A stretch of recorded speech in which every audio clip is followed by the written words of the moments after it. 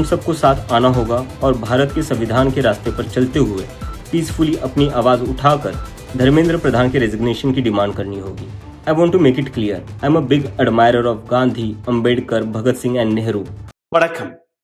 எதை பார்த்து நரேந்திர மோடி, அமித்ஷா, ஒட்டுமொத்த பிஜேபி, ஆர்எஸ்எஸ் பயந்து நடுநடுங்கி போயிருந்தார்களோ அந்த விஷயம் நடக்க போகிறது. ஜென்சி இளைஞர்கள், இந்த நாட்டு மாணவர்கள் அவர்களுடைய கோபத்தை பார்த்து எந்த அளவில் இவர்கள் பயந்து போயிருந்தார்களோ அந்த பயம் இன்னைக்கு உண்மையாக போகிறது. ஜூன் 6ஆம் தேதி காக்ரோச் ஜனதா பார்ட்டி ஒரு மிகப்பெரிய அறிவிப்பை கொடுத்திருக்கிறார்கள். அதாவது அரசாங்கம் ஒரு பக்கம், இன்னொரு பக்கம் இந்த நாட்டு இளைஞர்கள், ஜெனரேஷன் ஜி என்கிற இந்த கூட்டம் எதிருமாக மோத போகிறார்கள். காரணம் என்ன? அவர்களுக்கு கிடைக்கக்கூடிய அந்த அதிகாரங்கள் பறிக்கப்படுகிறது. நீட்டாக இருக்கட்டும், ஜேஇ ஆக இருக்கட்டும், சிபிஎஸ்இ ஆக இருக்கட்டும், இது போன்ற அமைப்புகள், இது போன்ற பரீட்சைகளில் நடக்கக்கூடிய பேப்பர் லீக், இதை தாண்டி எத்தனையோ மாணவர்களுடைய தற்கொலை, இதற்கான காரணமான இந்த நாட்டு எஜுகேஷன் மினிஸ்டர் தர்மேந்திர பிரதானுடைய ரெசிக்னேஷன். அதற்காக ஜூன் 6ஆம் தேதி டெல்லியில் இருக்கக்கூடிய ஜந்தர் மந்தரில் பல ஆயிரக்கணக்கான மாணவர்கள் கூட போறார்கள். இதுதான் காக்ரோச் ஜனதா பார்ட்டியுடைய புதிய அறிவிப்பு. எந்த அளவில் இந்த நாட்டில் அன்எம்ப்ளாய்மெண்ட் மற்றும் பேப்பர் லீக்கை வைத்து ஒட்டுமொத்த இந்திய மாணவர்களுடைய எதிர்காலத்தை அளிக்கக்கூடிய வேலையை இந்த நாட்டு அரசாங்கம் பார்த்து வந்ததோ அதற்கு எதிராக முதல் முறையாக எந்த சோஷியல் மீடியா வழியாக இந்த எஜுகேஷன் தொடங்கியதோ முதல் முறையாக அது கிரவுண்டில் இம்ப்ளிமெண்ட் செய்யப்படுகிறது. காக்ரோச் ஜனதா பார்ட்டியை உருவாக்கிய அபிஜித் தீப்கே இந்த அனௌன்ஸ்மெண்ட்டை தன்னுடைய எக்ஸ் பக்கம் வழியாக கொடுத்துள்ளார். பாஸ்டன் அமெரிக்காவில் வசிக்கக்கூடிய இந்த நபர் 6ஆம் தேதி இந்தியாவிற்கு வருகை தரும்படி கூறியுள்ளார். இவர் பேசியது என்ன நீங்களே கேட்டுவிடுங்கள். हम सबको साथ आना होगा और भारत के संविधान के रास्ते पर चलते हुए पीसफुली अपनी आवाज उठाकर धर्मेंद्र प्रधान के रेजिग्नेशन की डिमांड करनी होगी। अगर हम सब साथ मिलकर आवाज उठाएंगे तो जरूर इनको हमारी बात माननी होगी। मैंने डिसाइड किया है, मैं 6 जून सैटरडे सुबह दिल्ली आऊँगा। आप सब मुझे एयरपोर्ट पर मिलिए। हम सब मिलकर पार्लियामेंट स्ट्रीट पुलिस स्टेशन जाएंगे और वहाँ पर जंतर मंतर पर एक पीसफुल प्रोटेस्ट करने के लिए परमिशन मांगेंगे. இந்த வீடியோவில் உங்களை இன்னும் ஆழமாக கூட்டிச் செல்வதற்கு முன்பு ஒரு சிறிய கோரிக்கை. உங்களுடைய சேனலை தொடர்ந்து முடக்கக்கூடிய வேலையை பார்த்து வருகிறார்கள். இதில் மீட்டெடுப்பதற்காக உங்களோட உதவி தேவைப்படுகிறது. நீங்க செய்ய வேண்டிய ஒரு சில சாதாரண விஷயங்கள்: லைக், ஷேர், சப்ஸ்கிரைப் பட்டனை தட்ட மறக்காதீர்கள். உங்களோட கேள்விகளை, கருத்துக்களை கீழே கமெண்ட் பாக்ஸில் எழுத மறக்காதீர்கள். இதை தாண்டி பொருளாதார ரீதியாக எங்களை சப்போர்ட் செய்ய நினைக்கக்கூடிய நபர்கள் அருகில் இருக்கக்கூடிய QR கோடை பயன்படுத்தி உங்களால் முடிந்த உதவியை தெரிவிக்கலாம். உடல் வலிமையை உறுதி செய்யும் சிலாஜித், கவனத்தை மேம்படுத்தும் அஸ்வகந்தா மற்றும் உயிர் சக்தியை பெருக செய்யும் சஃபேடு முஸ்லி போன்ற இமயமலையின் உணவுப் பொருட்களை கொண்டு வந்து மிஸ்டர் பர்ஃபெக்ட் உருவாக்கப்பட்டுள்ளது. உங்கள் முழு குடும்பத்தின் ஆரோக்கியத்தை மா நேச்சுரல்ஸ் மூலம் உறுதி செய்திருங்கள். 100% இயற்கையான மூலிகை பொருட்கள் மூலம் உருவாக்கப்பட்ட மிஸ்டர் பர்ஃபெக்ட் மற்றும் மிஸ் பர்ஃபெக்ட் தலைமுறையாக குடும்பங்களின் உடல் வலிமை, மன வலிமை மற்றும் மகிழ்ச்சியை பெருக செய்கிறது. உங்கள் மகிழ்ச்சியான பயணத்தை துவங்க www.mannaturals.com என்ற இணையதளத்தை பார்வையிடவும் அல்லது வாட்ஸ்அப் எண்ணிலும் தொடர்பு கொள்ளலாம்.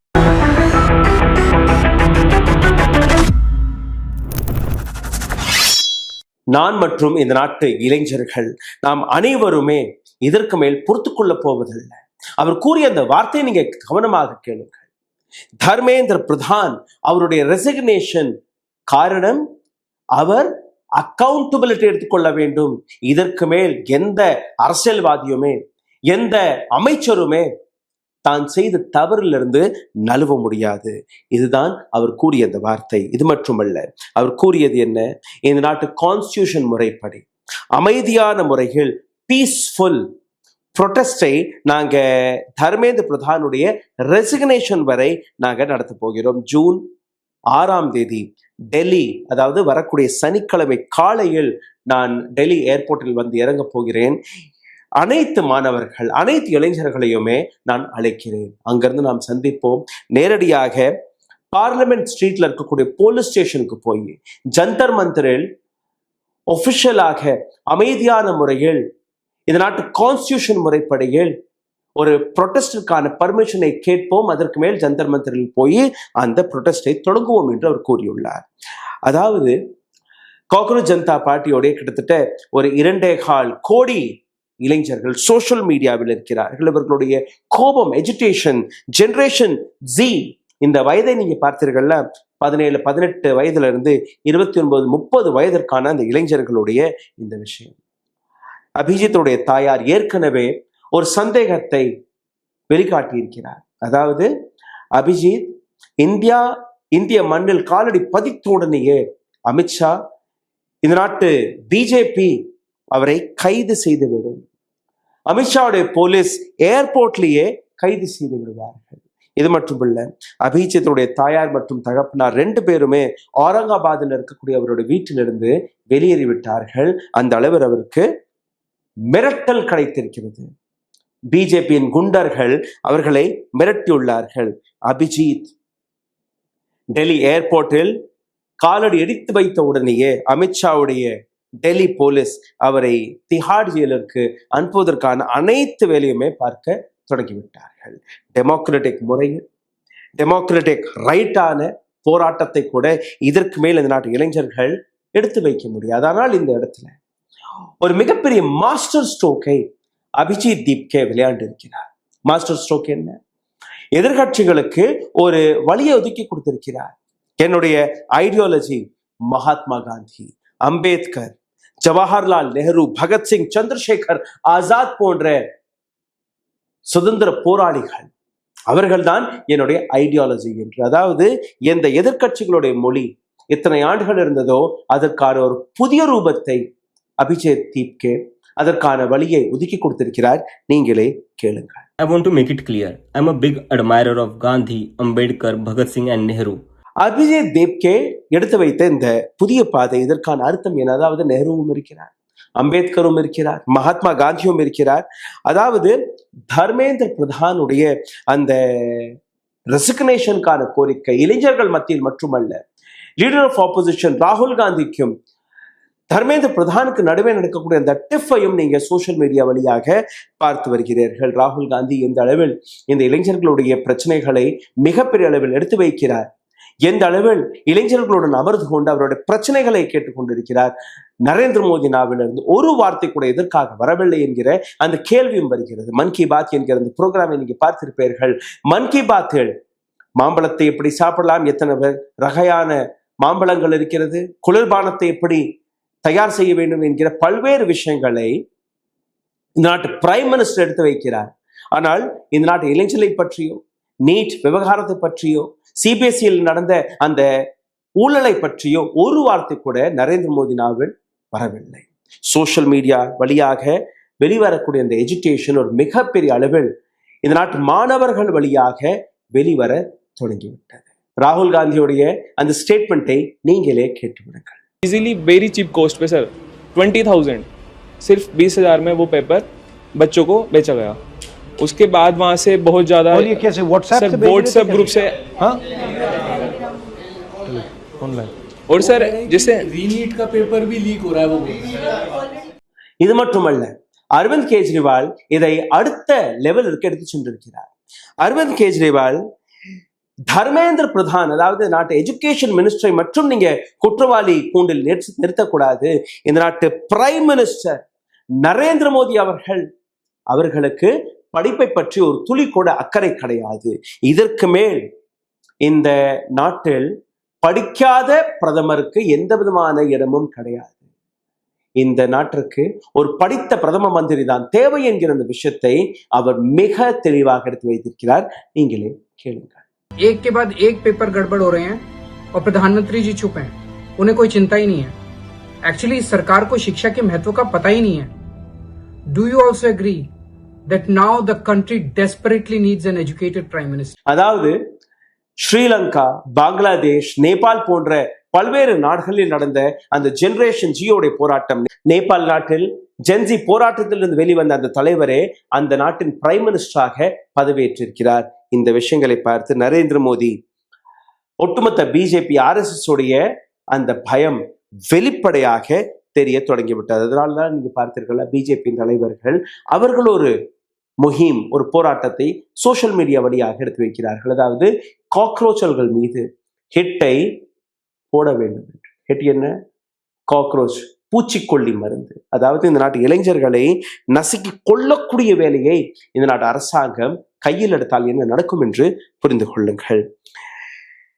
பிஜேபியின் ஹோம் மினிஸ்டர் அமித்ஷா அவர்கள் தன்னுடைய போலீஸ், தன்னுடைய இன்டெலிஜென்ஸ் டிபார்ட்மெண்ட், இன்டெலிஜென்ஸ் பியூரோ, இது போன்ற பல்வேறு அதிகாரிகளுடன் ஏராளமான மீட்டிங்ஸ்களில் ஈடுபட்டிருக்கிறது. அப்படி ஜூன் 6ஆம் தேதி இளைஞர்கள் ஒன்று கூடி விட்டால் அதை எப்படி அடக்க வேண்டும் என்று.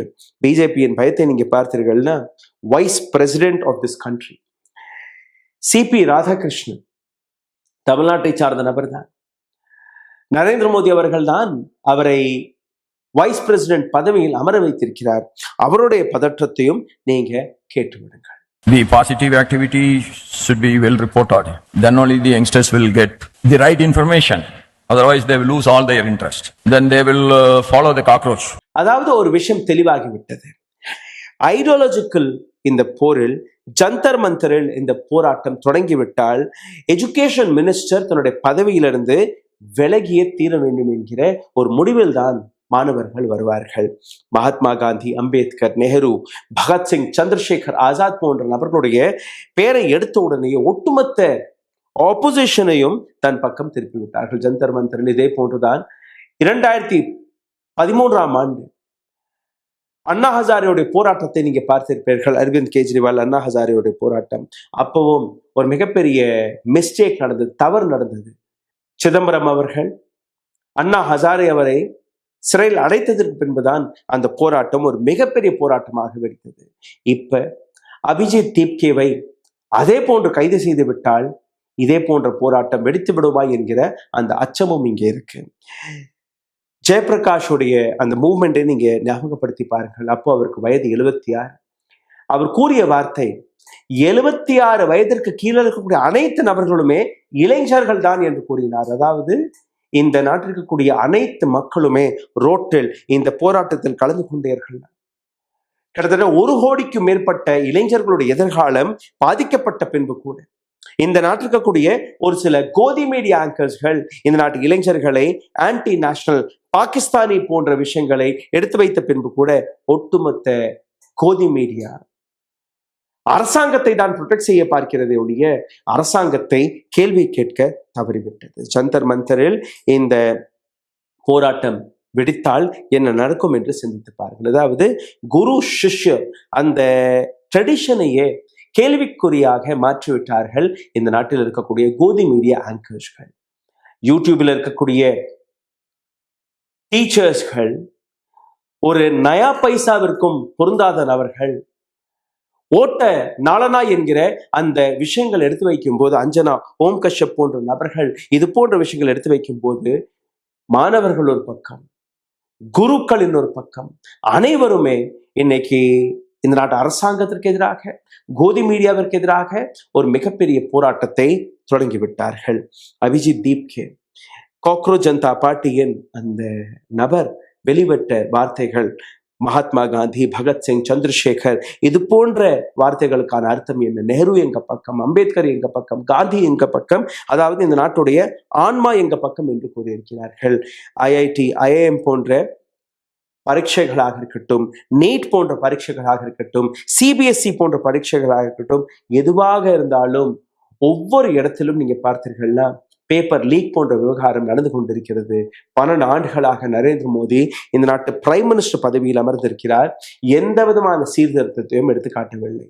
2013ஆம் ஆண்டு UPA 2 காலகட்டத்தில் 4.6 lakh crore rupees இந்த நாட்டுடைய எஜுகேஷன் பட்ஜெட்டாக இருந்தது. கடந்த 12 ஆண்டுகளில் அந்த பட்ஜெட் கூடுவதை தாண்டி அது குறைந்திருக்கிறது. அதாவது 2.5%. நரேந்திர மோடி வந்ததற்கு பின்பு கிட்டத்தட்ட 50% எஜுகேஷன் பட்ஜெட்டை குறைத்திருக்கிறார் ஒழிய வேறு எதுவுமே கிடையாது. ஜெனரேஷன் Z யார் இந்த நபர்கள்? இந்த நாட்டில் இருக்கக்கூடிய 48% மக்கள் தொகைதான் இந்த ஜென்சி என்கிற இந்த வர்க்கத்தில் வருவார்கள். அப்போ 48% மக்களுடைய அந்த குரலை, அந்த பிரச்சனைகளை கேட்காத ஒரு அரசாங்கம் தேவையா என்கிற இந்த கேள்வியுடன் தான் இவர்கள் களத்தில் குதிக்க போறார்கள். இந்த நபர்கள் வளையல் போட்ட மாணவர்கள் கிடையாது, ஓடி ஒளியக்கூடிய மாணவர்கள் கிடையாது என்று நீங்க புரிந்து கொள்ள வேண்டும். இந்த நபர்கள் பணத்திற்காக, குவார்டர் பாட்டிலுக்காக, இல்ல பிரியாணிக்காக வந்து கோஷம் போடக்கூடிய கூட்டமும் கிடையாது. இந்த மாணவர்கள் தன்னோட உரிமைக்காக வந்து போராடக்கூடிய மாணவர்களாக இருக்க போறார்கள். இங்க தடியடி நடத்தினாலும் அல்ல அவர்களை சிறையில் அடைத்தாலும் இந்த மாணவர்களுடைய எஜுகேஷன் இன்னும் அதிகமாக தான் போக போகிறது ஒழிய அதை தாண்டி கிடையாது. சரி, நரேந்திர மோடி தர்மேந்திர பிரதான் அவர்களுடைய ரெசிக்னேஷனை வாங்குவாரா? கிடையாது. ஏன்னா நரேந்திர மோடி அவர்கள் இந்த விஷயத்தை புரிந்து கொண்டிருந்தார்னா இப்போ சமீபத்தில் அவர் பேசிய மன் கி பாத்தில் இந்த விஷயத்தை பற்றி நிச்சயமாக பேசியிருப்பார். ஒரு வார்த்தை கூட பேசாததற்கான காரணம் தர்மேந்திர பிரதான் இந்த நாட்டு எஜுகேஷன் மினிஸ்டரிடமிருந்து எந்த விதமான ரெசிக்னேஷனையும் நாங்க வாங்க போவதில்லை என்கிற ஒரு விஷயத்தில் பிஜேபி முடிவெடுத்து விட்டது. மாணவர்களா அல்ல நாங்களா என்கிற இந்த விஷயத்தை.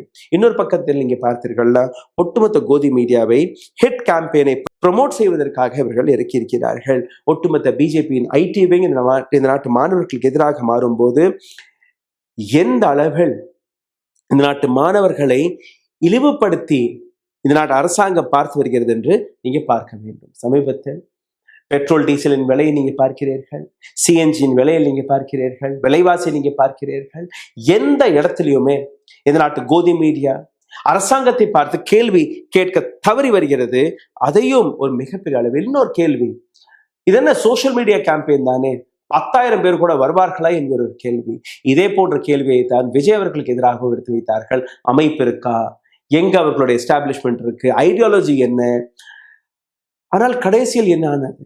108 சீட்டுகளுடன் இன்னைக்கு விஜய் அவர்கள் இந்த மண்ணின் சீஃப் மினிஸ்டராக பதவியேற்றிருக்கிறார். காலம் காலமாக டிஎம்கே ஏடிஎம்கே உடைய அந்த ஈகோவை, அந்த பிடியை இந்த நாட்டு இளைஞர்கள் தான் மாற்றி இருக்கிறார்கள். விஜய் அவர்களுக்கு போன அந்த ஓட், ஒவ்வொரு ஓட்டுமே இளைஞர்களுடைய ஓட் என்பது எல்லாருக்குமே தெரிய வந்து விட்டது. அலகாபாத்ல இருந்து தொடங்கி கோட்டா, ஜலந்தர், எங்க நீங்க போனாலும், Chennai, Delhi, Bangalore, tuition mafias, coaching மாஃபியாஸோடைய கையில், பிடியில் இந்த நாட்டு எஜுகேஷன் சிஸ்டம் மாறிவிட்டது. அதிலிருந்து மீட்டெடுப்பதற்காக இன்னைக்கு இளைஞர்கள் 6ஆம் தேதி நிச்சயமாக ஏர்போர்ட்டுக்கு போவார்கள். டெல்லி ஏர்போர்ட்ல இருந்து அவர்கள் பார்லிமெண்ட் ஸ்ட்ரீட்ல இருக்கக்கூடிய போலீஸ் ஸ்டேஷனுக்கு போவார்கள். அங்க அவர்களுக்கு பர்மிஷன் கிடைத்தாலோ அல்ல சிறை கிடைத்தாலோ எது நடந்தாலும் மாணவர்கள் பக்கம்தான் இந்த எஜுகேஷன் நிற்கும் என்கிற விஷயத்தை பல்வேறு நபர்கள் எடுத்து வைக்கிறார்கள். இதுல காங்கிரஸும் குதிக்க வாய்ப்பு இருக்கு, ஆம் ஆத்மி கட்சியும் குதிக்க வாய்ப்பு இருக்கு, டிஎம்சி வெளிப்படையாக இந்த காக்ரோச் ஜனதா பார்ட்டிக்கு நாங்க சப்போர்ட் கொடுத்து வருகிறோம் என்று கூறிவிட்டார்கள். சிபிஎஸ்இ, எஸ்எஸ்சி, ஜிடி, சியூஇடி போன்ற பல்வேறு பரீட்சைகள், அந்த பரீட்சைகள் நடந்த தில்லுமுள்ளுக்கள் அனைத்திற்கான காரணம் எஜுகேஷன் மினிஸ்ட்ரி தானே, எஜுகேஷன் மினிஸ்டர் தானே என்கிற இந்த விஷயத்தை எதற்காக அவர்கள் புரிந்து கொள்ளவில்லை.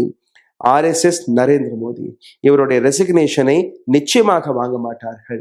ஆனால் இந்த நாட்டு மாணவர்கள், இந்த நாட்டு எஜுகேஷன் சிஸ்டத்தை நம்பி பரீட்சை எழுதக்கூடிய அந்த மாணவர்கள், அவர்களுடைய தற்கொலைகள் அனைத்துமே இந்த நாட்டு அரசாங்கத்தை பார்த்து, பிரதமர் மோடியை பார்த்து கேள்விகளை கேட்டுக்கொண்டே இருக்கிறது. எத்தனை நாட்கள் வரை கோதி மீடியாவை வைத்து தன்னை காப்பாற்றிக் கொள்வீர்கள்? ஐடி அல்ல இந்த நாட்டில் இருக்கக்கூடிய போலீஸை வைத்து தன்னுடைய தவறுகளை மூடி மறைக்க பார்ப்பீர்கள் என்று நீங்க பொறுத்திருந்து பார்க்க வேண்டும். இந்த வீடியோவை தயவு செய்து பகிருங்கள். வரக்கூடிய ஜூன் மாதம் 6ஆம் தேதி டெல்லியில் வெடிக்கக்கூடிய அந்த போராட்டம் இந்தியா முழுவதும் வெடிக்க இருக்கிறது. அதுதான் இந்த நாட்டு ஜெனரேஷன் ஜி எடுத்து வைக்கக்கூடிய ஒரு மிகப்பெரிய சேலஞ்ச். இதை இந்த நாட்டு அரசியல்வாதிகள் புரிந்து கொள்ள வேண்டும். மாணவர்களுடைய எஜுகேஷனை, அவர்களுடைய பிரச்சனைகளை கேட்க வேண்டும் என்கிற அந்த விஷயத்தை உங்களுக்கு முன்பு எடுத்து வைத்து இந்த வீடியோவை இத்துடன் முடித்துக் கொள்கிறேன். நன்றி, வணக்கம். ஊடகம் கார்ப்பரேட் அரசியல்வாதிகளின் கைப்பாவையாக, அடிமைகளாக இருந்தது போதும். இனி சாட்டை எடுத்து சுழற்றும் நேரம் வந்துவிட்டது. ஊடகம் பொதுமக்களாகிய உங்களுக்காக, உங்களாலேயே இயக்கப்பட வேண்டும். ஊடக சுதந்திரத்திற்காக உங்களின் பங்களிப்பை இன்றே அளித்திடுங்கள்.